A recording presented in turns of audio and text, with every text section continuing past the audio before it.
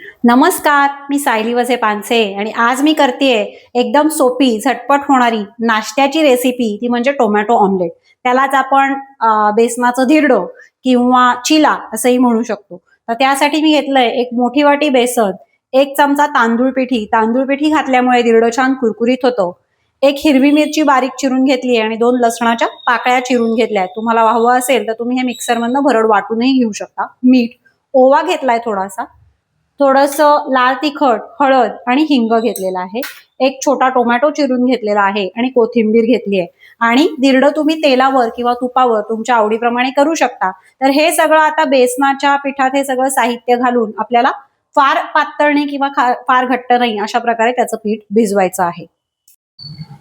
आता एका भांड्यामध्ये हे बेसन म्हणजे डाळीचं पीठ आणि तांदूळाचं पीठ असं कोरडंच आधी आपण कोरडे मसाले बाकीचे घालून घेऊया. तर हे तिखट, हळद आणि हिंग हेही घालून घेते. नंतर हा ओवा घालताना हातावर जरासा चोळून घालायचा आहे, म्हणजे त्याचा स्वाद चांगला लागतो. नंतर घालायचंय मीठ, हे हिरवी मिरची आणि लसूण,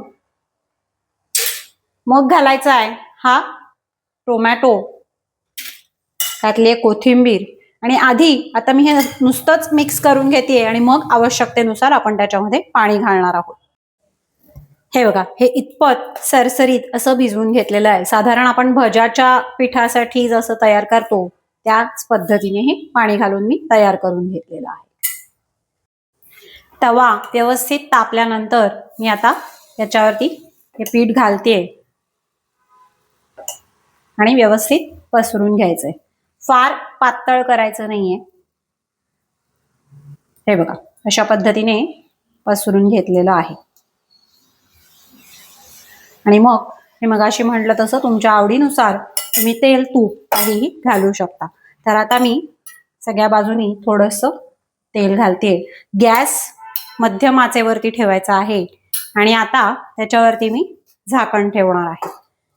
एक 3-4 मिनिटात ते एका बाजूने होईल, मग दुसऱ्या बाजूने पुन्हा करून घ्यायचं आहे.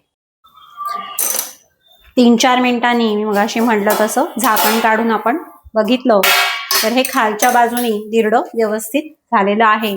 आपण त्या बाजू आता पलटून घेऊया. आणि आता तुम्हाला वाटलं तर परत एकदा थोडंसं तेल सोडू शकता, नाहीतर नाही घातलं तरीही चालेल. आता पुन्हा एकदा 2 मिनिटं मी ह्याच्यावरती झाकण ठेवणार आहे आणि मग आपलं टोमॅटो ऑमलेट तयार होईल.